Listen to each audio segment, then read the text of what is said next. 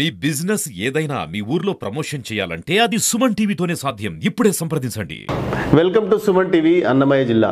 నేను మీ సిరివెల్ చరణ్ కుమార్. ప్రతి 18 నెలలకు ఒకసారి భూమిపై ఏదో ఒక ప్రాంతంలో సూర్యగ్రహణం కనిపించడం సాధారణమే. కానీ 2024 ఏప్రిల్ 8న ఏర్పడే సంపూర్ణ సూర్యగ్రహణం కోసం శాస్త్రవేత్తలు ఉత్కంఠగా ఎదురు చూస్తున్నారు. అందులోనూ ఈ సూర్యగ్రహణం ఉండబోయే 4 నిమిషాలు నాసాకు అత్యంత కీలకం కానున్నాయి. సౌర వ్యవస్థలో సంపూర్ణ సూర్యగ్రహణాన్ని వీక్షించే అవకాశం ఉన్న ఏకైక గ్రహం భూమి మాత్రమే. కానీ ఏప్రిల్ 8న ఏర్పడుతున్న సంపూర్ణ సూర్యగ్రహణం శాస్త్రవేత్తలకు ఎంతో ప్రత్యేకంగా మారింది. దీని గురించి మరొక ఆసక్తికరమైన విషయం ఏమిటి అంటే, ఈ సంపూర్ణ సూర్యగ్రహణాన్ని చూసే వీలున్న ఉత్తర అమెరికాలోని కొన్ని ప్రాంతాలు ఆ గ్రహణ సమయంలో 4 నిమిషాల 9 సెకండ్లు చీకట్లోకి వెళ్ళనున్నాయి. అంటే గతంలో ఏర్పడే సూర్యగ్రహణాల కంటే ఇది ఎక్కువ సమయం. అందుకే ఈసారి శాస్త్రవేత్తలు సూర్యగ్రహణ సమయంలో ఎన్నో ప్రయోగాలకు సిద్ధమవుతున్నారు. సూర్యుడితో పోలిస్తే భూమి చంద్రుడికి 400 రెట్లు దగ్గరగా ఉంటాడు. పరిమాణంలో సూర్యుడి కంటే చంద్రుడు 400 రెట్లు చిన్నగా ఉంటాడు. సూర్యుడికి భూమికి మధ్య చంద్రుడు వచ్చి సూర్యుడు పూర్తిగా కనిపించని స్థితినే సంపూర్ణ సూర్యగ్రహణం అని అంటారు. శాస్త్రవేత్తలకు గ్రహణాలు ఏర్పడే సమయాలు ఎంతో ముఖ్యమైనవి. ఆ సమయంలో ఎన్నో ప్రయోగాత్మక పరిశోధనలు చేస్తూ ఉంటారు. ఇక ఏప్రిల్ 8న ఏర్పడే ఈ సంపూర్ణ సూర్యగ్రహణం ఉత్తర అమెరికా ఖండం అంతటా చూడవచ్చు. అమెరికా, కెనడాతో పాటు మెక్సికోలోని కొన్ని ప్రాంతాల్లోని వారు కూడా దీన్ని చూడ్డానికి అవకాశం ఉంది. ఈ సూర్యగ్రహణం సమయంలో ఏ ప్రయోగాలు చేస్తారో తెలుసుకుందాం. వన్యప్రాణులపై గ్రహణం ఎలాంటి ప్రభావం చూపుతుందో తెలుసుకునేందుకు నార్త్ క్యారోలినాలోని ఎన్సీ స్టేట్ యూనివర్సిటీ ఒక అధ్యయనం చేపట్టనుంది. టెక్సస్ రాష్ట్రంలోని జంతు ప్రదర్శనశాలలో ఉన్న 20 జంతువులపై కూడా దీనిని ప్రయోగం చేయనున్నారు. అమెరికా అంతరిక్ష పరిశోధనా సంస్థ అంటే నాసా కూడా జంతువుల ప్రవర్తనను అధ్యయనం చేయడానికి ఎక్లిప్స్ సౌండ్ స్కెప్స్ ప్రాజెక్టును రూపొందించింది. దీని కింద సంపూర్ణ సూర్యగ్రహణం ప్రభావం ఉండే ప్రదేశాల్లో గ్రహణం చీకట్లు కమ్ముకుంటున్నప్పుడు ఆ జంతువులు ఎలా స్పందిస్తాయో తెలుసుకోవడానికి వీలుగా వాటి సమీపంలో మైక్రోఫోన్లు ఏర్పాటు చేయనున్నారు. అంతేకాదు, అదే సమయంలో నాసా 3 సౌండింగ్ రాకెట్ల ప్రయోగానికి కూడా సిద్ధమైంది. గ్రహణ ప్రభావం ఎక్కువగా ఉండే ప్రదేశానికి దూరంగా వర్జీనియాలోని నాసా బేస్ నుంచి వాటిని ప్రయోగించనున్నారు.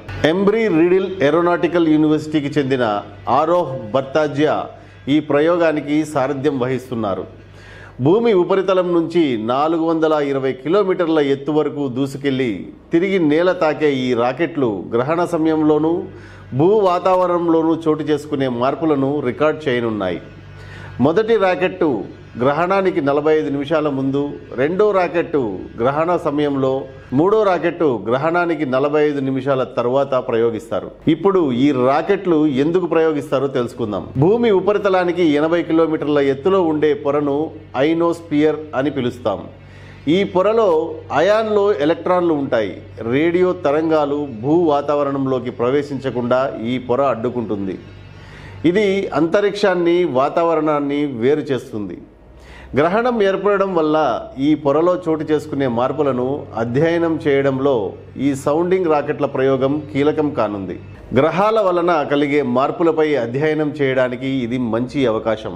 అంతేకాదు, కమ్యూనికేషన్ వ్యవస్థల్ని ఏ అంశాలు ప్రభావితం చేస్తాయో కూడా దీని ద్వారా తెలుసుకోవచ్చు.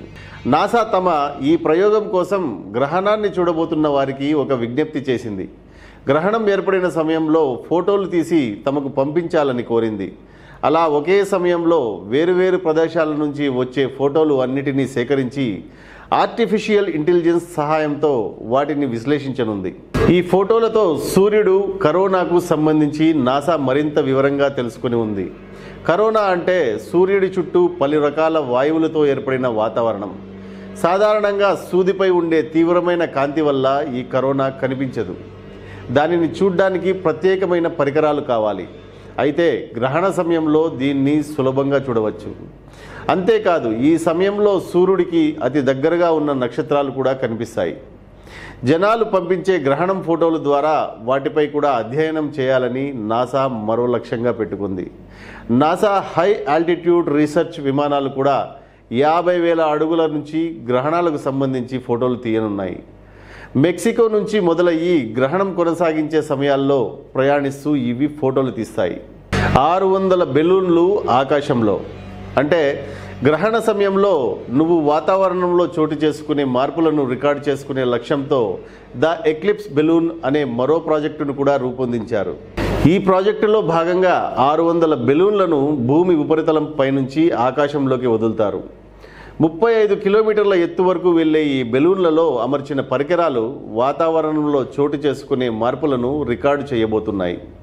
నాసాకు చెందిన Parker solar probe, European stations agency మరియు నాసా సంయుక్తంగా అభివృద్ధి చేసిన solar orbiter international play stations కూడా ఈ గ్రహణంపై అధ్యయనం చేయనున్నాయి. ఈ సూర్యగ్రహణంలో వింతలు విశేషాలు ఏం జరుగుతాయో వేచి చూద్దాం. మన అన్నమయ్య జిల్లా సుమన్ టీవీ ఛానల్లో ఖచ్చితంగా దీన్ని ప్రసారం చేసినప్పుడు మీ ప్రేక్షకులందరూ వీక్షించి మంచి అనుభూతిని పొందుతారని ఆశిస్తున్నాను. ఇలాంటి మరొక ఇంట్రెస్టింగ్ టాపిక్తో మళ్ళీ కలుసుకుందాం. అప్పటి వరకు మా సుమన్ టీవీ అన్నమయ్య జిల్లా ఛానల్ను సబ్స్క్రైబ్ చేసుకొని మా ప్రతి వీడియోను లైక్, షేర్ చేయాలని కోరుకుంటూ మీ సిరివేల్ చరణ్ కుమార్. జై హింద్.